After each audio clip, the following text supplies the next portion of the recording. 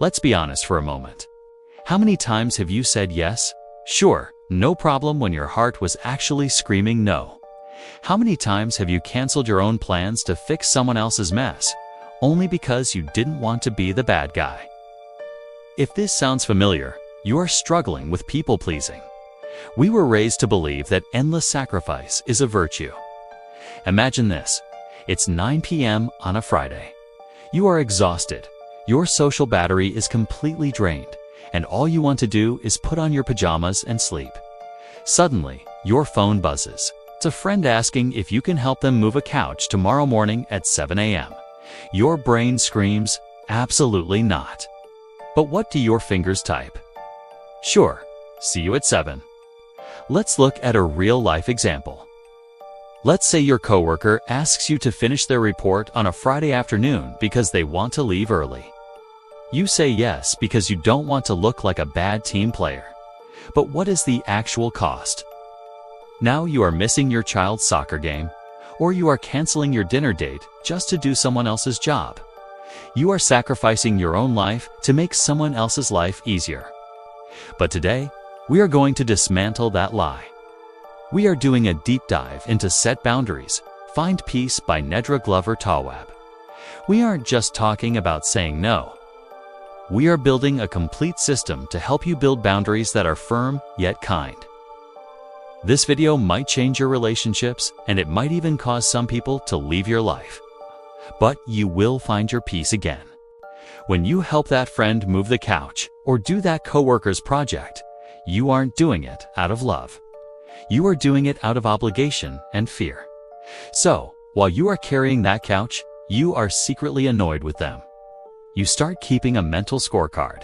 I always do things for them, but they never do things for me. But here is the harsh truth. They didn't cross your boundary. Failed to enforce it. You handed them the keys to your time, and now you are mad at them for driving the car.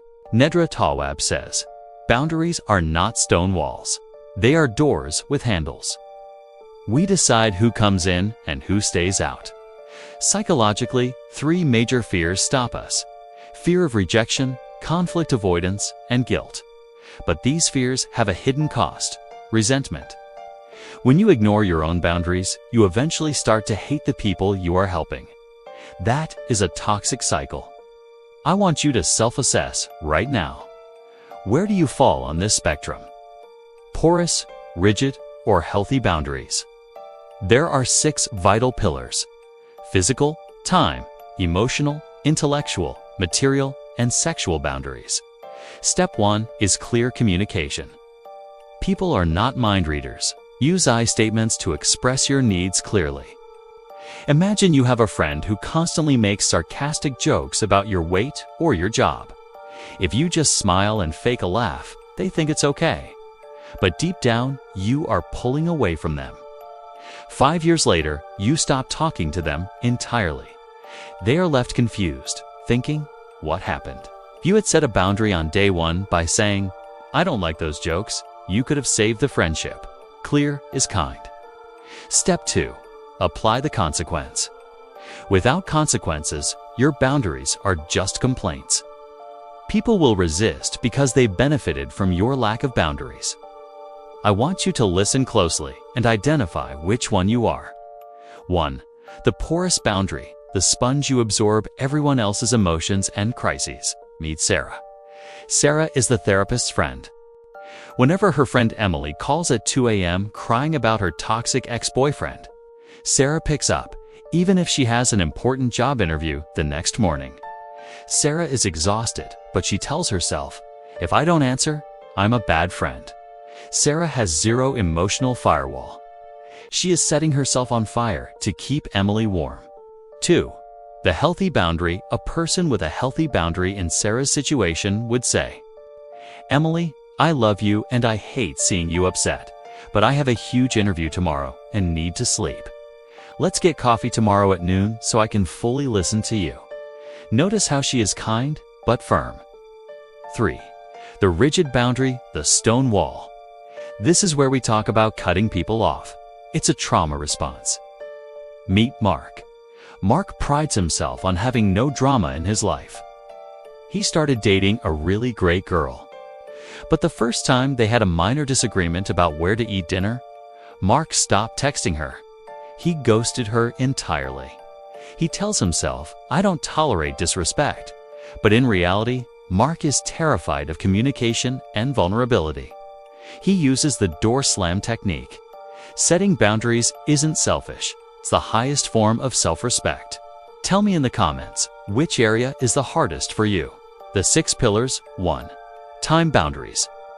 You have a boss who texts you at 10 p.m. on a Saturday asking for a file. You say, "Hi boss, I want to make sure I do my best work for you. So I will get that file to you first thing on Monday morning when I am back online." Emotional boundaries. Your mother constantly complains about your father to you, putting you in the middle of their marriage problems. You say, "Mom, I love you both, but I feel really uncomfortable when you vent to me about Dad. I need you to talk to a friend or a therapist about this instead of me." 3. Material boundaries. Your brother always asks to borrow money but never pays it back, and it's making you resent him. You say, "I love you, but I have a strict personal rule that I do not lend out money to family anymore. It caused too much stress in the past, and I want to protect our relationship." The extinction burst when people fight back. I need to warn you about something very important. When you start using these scripts, the people in your life are going to freak out. In psychology, there is a term for this called the extinction burst. When you start setting boundaries, the people who used to take advantage of you are going to push back. Real life example. Let's say you finally tell your mother-in-law, "Please text us before you drop by the house so we can be prepared." The very next day, she shows up unannounced anyway.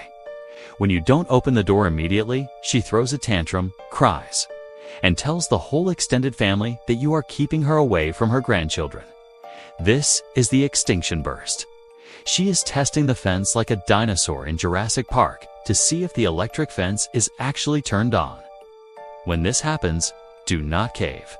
Do not apologize. If you give in when they throw a tantrum, you teach them that throwing a tantrum is exactly how to bypass your boundaries.